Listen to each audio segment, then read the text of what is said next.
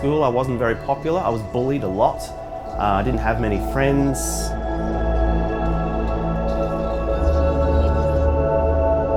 My safe space was my family. I was always able to come back, and it was a really great upbringing.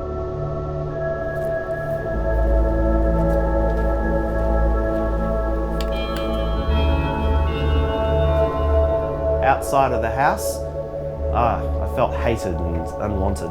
Brett, g'day. Hello. Come on in. Good to see you. Yeah. Want to sit outside? Yeah, all right. Let's go. It's always a nice breeze out here. Oh, thanks. Oh, well, the garden's looking good. Yes, big changes since the last time you were here. Yeah. I've got chilies. They're so colourful, those chilies. Yeah, you got the red, orange, and now they purple. just came up. It must have been a bird or something that dropped the seed. You didn't actually plant these? I didn't plant them at all. Wow. I was thinking about you the other day, and I dug out some photos. Oh, all right. Oh, embarrassing. Embarrassing photos. Yeah, all right. Oh, well, let's have a look. I'll just go and grab them. All right. As a little kid, I loved Muppets and Sesame Street and Fraggle Rock. I used to be glued to the screen. It's amazing how many photos you take when your children are small. Yeah. But this one's, yeah. Well, this is only one of many albums, so. People aren't as interesting when they're adults. But look at this one here. Oh, I look very serious in this one. I look like I'm about 10. So Yeah. It looks like I don't know why I'm very serious. I should be excited that I got a puppet for Christmas, but There's a really happy one for you. You're Yeah. well and truly smiling there. I think that was my first proper puppet. And sometimes I'd start puppeteering all sorts of things that are not puppets, and my parents would say, hey, that's not a puppet. Eventually they bought me a couple of puppets, a little duck and a hippopotamus. I used to turn the tablecloths and the towels and the serviettes into puppets. That's right. Yeah. And so you got me a puppet, and now I can play puppets with a real one.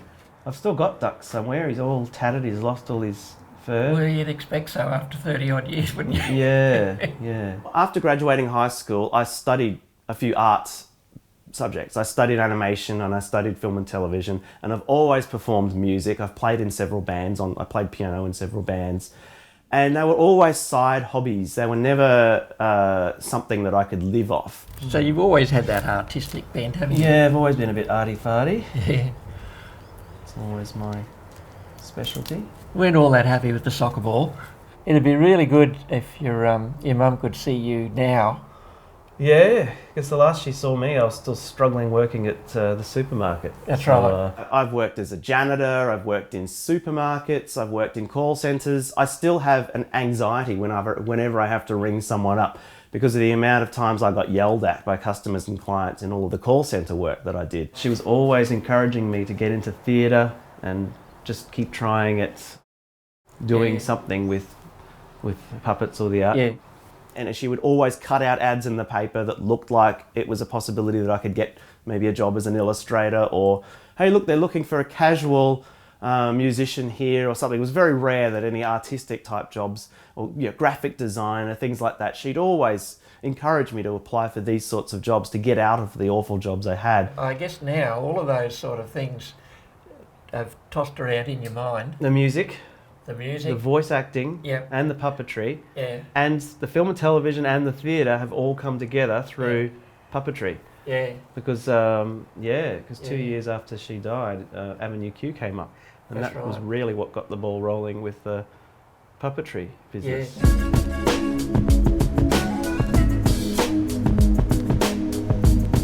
An opportunity came up in Brisbane where they were putting on a production of Broadway musical Avenue Q, which is a parody of Sesame Street, and I thought, great, I love Avenue Q. I had gone to see it. There was a touring production that went through, so I'd auditioned. I brought a puppet along, and I got the part, and I was asked to train the whole cast because I had puppetry skills. At the end of that 6-month period from auditions right through to the final performance, that all ended, and I felt horrible when that ended because that was it for puppetry for a while. And around the same time, my first marriage ended, and then my day job, my full-time job, I was made redundant from that job, so I didn't have any income anymore. So I sort of lost all three of these things around the same time. It was quite quite hard to handle. Someone told me that, look, when you're unemployed, rather than fill out job diaries and apply for more jobs that you hate and that you can't do, ask about NEIS, New Enterprise Incentive Scheme. Hello, good to see you. We came onto the program in 2012 to do the NEIS program, which is the New Enterprise Incentive Scheme. I worked it all out.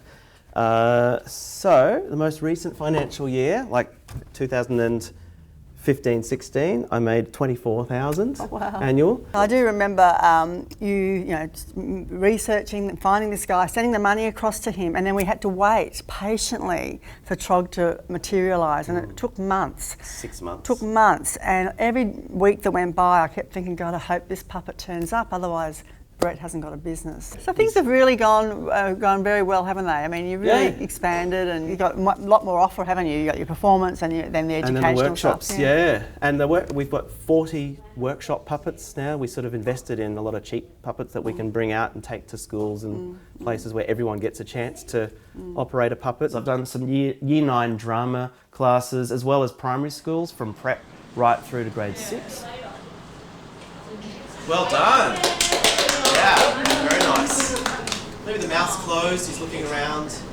Yes, she looks very sad.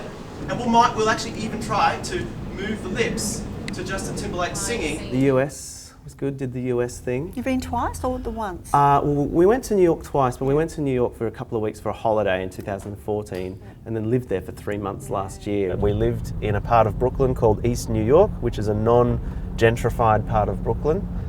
Huge community of puppeteers from amateur through to Sesame Street. There's puppetry festivals, there's puppet theatre productions, there's regular screenings at the Museum of the Moving Image. Well, we'd turn up at 10 o'clock at night to a theatre, a packed full theatre of adults there to see a puppet show, an adult puppet show. I was actually able to do some professional advanced training under puppeteers from the Muppets and Sesame Street. So they taught me all sorts of really good tricks. I was actually able to get some of my existing skills validated, as well as learning a whole lot of new skills that I can bring back to Australia. We were learning film and TV monitor puppetry. We had to learn to have the eyes focus and stare down the barrel of the camera and have the lips move without the eyes actually popping, without flip-top heads. It was amazing to be able to meet Marty Robinson. He's the performer of Telemonster and Mr. Snuffleupagus. He's been training, one of the major trainers of all of the Jim Henson puppeteers since Jim Henson passed away. And so it was a real honour to train under him. And he's just, I found him really inspiring. I'll show you this puppet. Yeah, great. I don't know. So of course Trog's here. He's a little bit worn. My fur does need to be a bit fluffed up, I think, as per the instructions of the professionals. And we said to Marty, who's Telly's puppeteer, I said, well, back in the bag. And he went, no, do not go in the bag. But I live in a bag, so I'm not going to change my house. This is my chicken. What's its name? Free range the chicken. And he's a cool character with lots of frizzy ostrich feather hair. And he... Oh, he's gorgeous. He's very Muppety. I like the colours. Oh, thank you very much. Do you like my hair? I love your hair. Oh, thank you. Purple hair is very popular at the moment. It is. That's why I got it done. Yeah. My niece mentor, Sandra, after 3 years running my business, she actually nominated me for an award as part of the Small Business Conference down in Melbourne. At the awards night, there were all these men in suits, all these serious businessmen, and they gave me the award. I was the one who accepted the award, and it was really great. And out of the crowd, someone yelled out, "Hey, I've been beaten by a puppet!" Oh, it was a great night. Had a very wonderful time. Yeah. Trog likes the red carpet. Yes, he looks good on red, doesn't he? Yes. Shows up his blue beautifully. Yes. All right. Well, very good to see you again. Thank you for coming in. See you in a few weeks. Yeah, in a couple of weeks. All right. Lovely to see you. Lovely to see you again. See ya. See you later. I was very lucky to have met Elissa and began a relationship with Elissa because she's really supported me through this, through the struggle of starting an arts business from scratch. So she liked the chicken. Yeah. And I brought out Frazzmatazz. Yeah. She could see Frazzmatazz. and I told her a little bit about some of the things we learnt.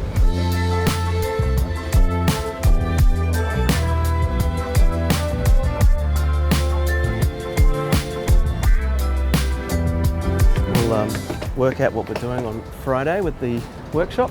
Yeah. And it should be good. So when's that grant due? I think it was the 17th of March. Elissa and I have been doing a lot of research on arts grants.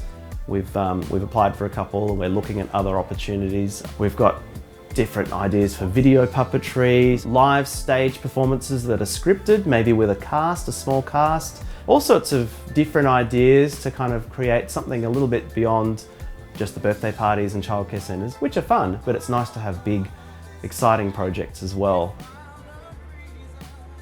And remember when we went to California and we went down to in San Francisco, down to the wharf? Yeah, and, and you bought a Kermit the Frog Kermit puppet. the Frog. Yeah, it was a place called Puppets on the Pier. Amazing place. Shops that I could never imagine ever being in Australia. A puppet shop next door to an animation shop. Yeah. Amazing. Yeah. You've got to be passionate about what you're doing. Like, it's definitely got to be something that you've always wanted. And I've always wanted to be a professional puppeteer. These ones here, the ones I only just planted a few days ago.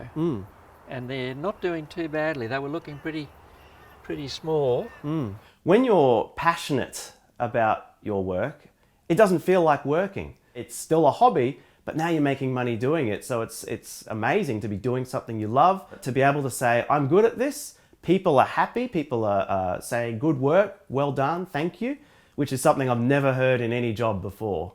I forget the name of it. Oh, there is a name of it It's there. called Always. Ah. It's a Euphoria. Euphoria, yeah. Stardust Super Flash. It sounds like it's a DJ name or something. Yeah.